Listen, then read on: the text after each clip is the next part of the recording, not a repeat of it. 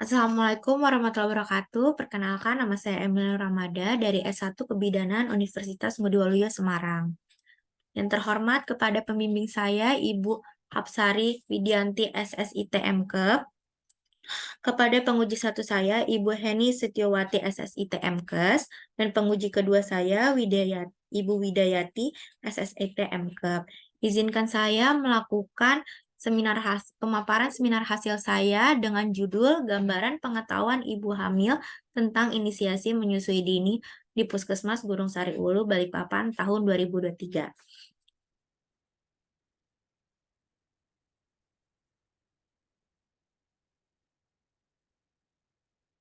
Saya masuk ke dalam latar belakang. Latar belakang ini yang pertama adalah penjelasan mengenai ASI. Menurut WHO, World Health Organization, dalam pemberian ASI atau air susu ibu secara eksklusif diberikan pada 6 bulan pertama kehidupan dan dilanjutkan dengan pemberian makanan pendamping ASI sampai usianya 2 tahun atau lebih. Para ibu diperkenankan memberikan makanan atau minuman apapun selain ASI sebelum usianya 6 bulan, tetapi jika terdapat indikasi medis, boleh diberikan makanan pendamping sebelum usianya 6 bulan.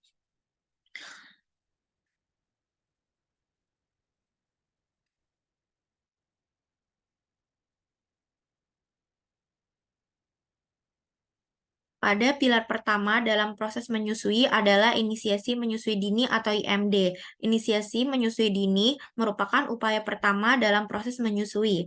IMD ini bisa didefinisikan sebagai proses membiarkan bayi menyusui sendiri setelah kelahiran pada 1 jam pertama. Bayi diletakkan pada dada ibunya dan bayi itu sendiri dengan segala upayanya berusaha untuk mencari puting susu ibunya. Dan di sini ibu hamil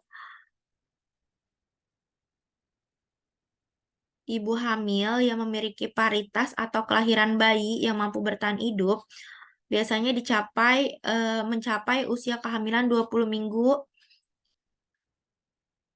menunjukkan ibu hamil ini memiliki hubungan yang signifikan dengan paritas, yaitu jumlah kelahiran yang telah dialami oleh seorang wanita.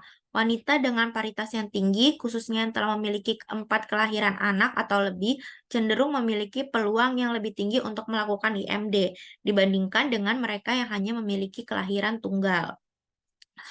Nah, di sini adalah pengetahuan ibu tentang inisiasi menyusui dini, terutama manfaatnya sangat penting dalam keberhasilan menyusui bayi.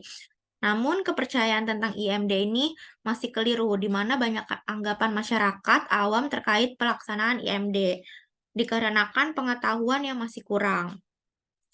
Pengetahuan ibu ini terhadap inisiasi menyusui dini dipengaruhi oleh beberapa faktor, diantaranya yaitu usia dan paritas. Usia ibu menjadi faktor kunci di mana ibu yang lebih tua cenderung memiliki pengetahuan dan pengalaman yang lebih luas terkait IMD.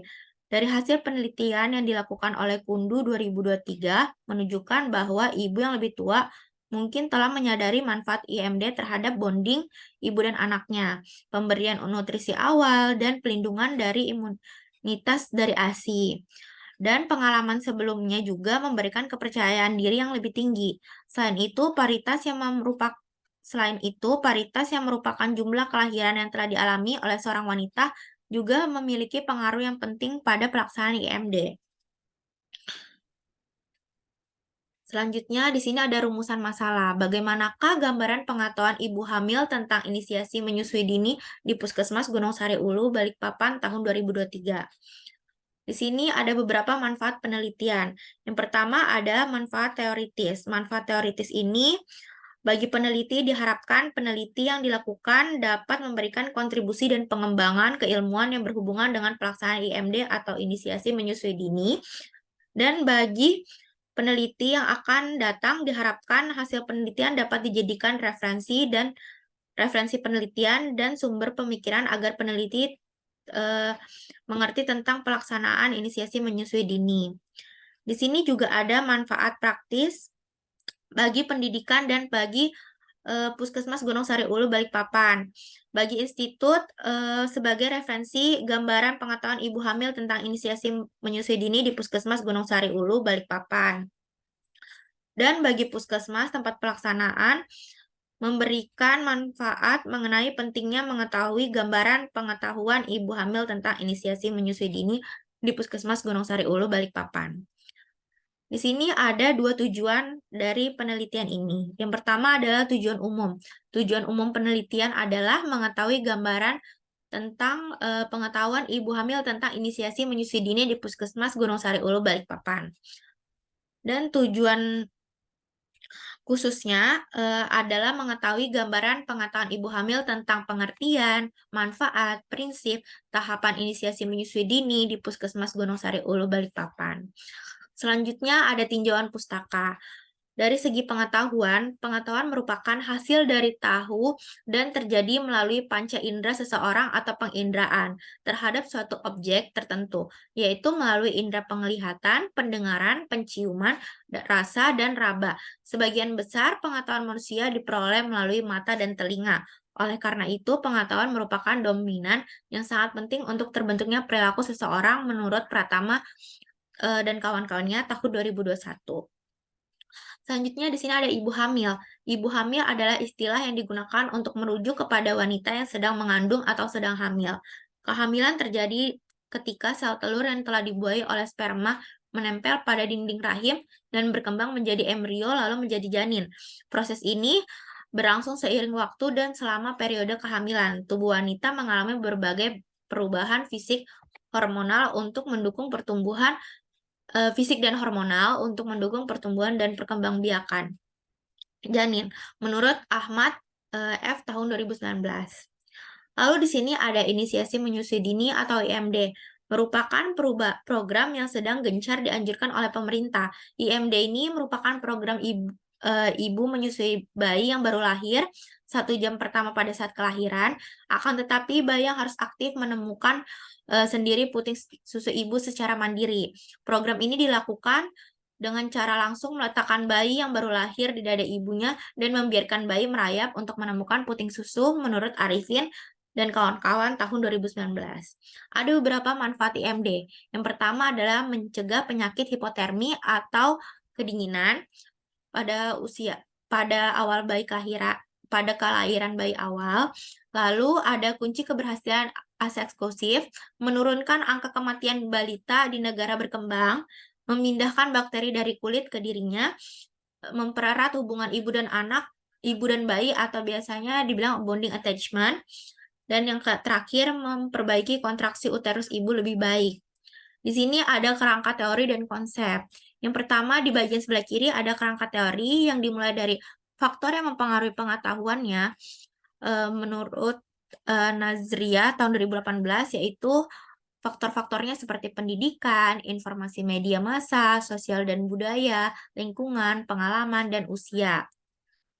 Dan berkesambungan dengan tingkat pengetahuannya, yaitu rasa ingin tahu, memahami, aplikasi, analisis, sintesis, dan evaluasi menurut Nazria tahun 2019.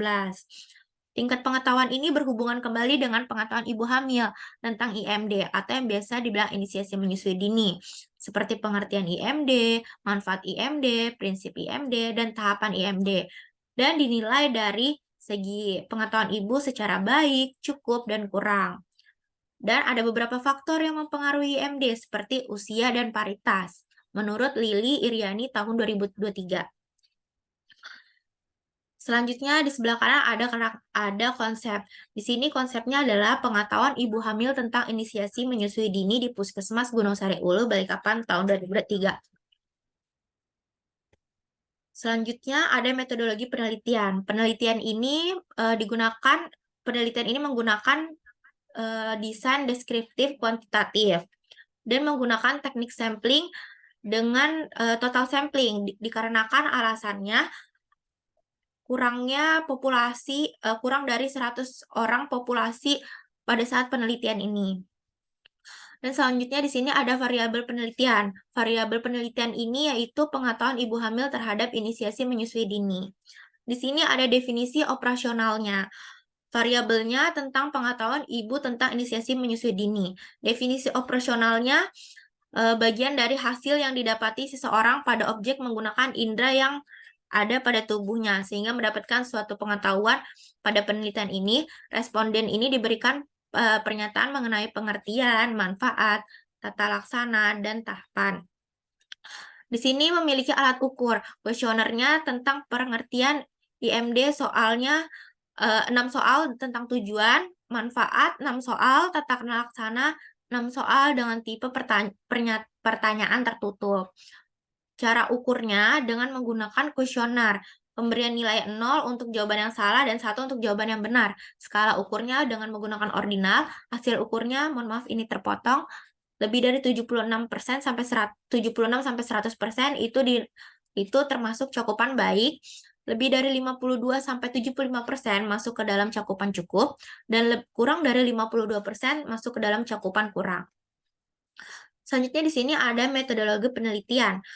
Pengumpulan data, penelitian ini menggunakan dua data, yaitu data sekunder dan data primer. Data sekunder itu diambil dari register ibu hamil pada buku register kehamilan di Puskesmas Gunung Sari Ulu, Balikpapan tahun 2023, atau yang biasa kita sebut kohort.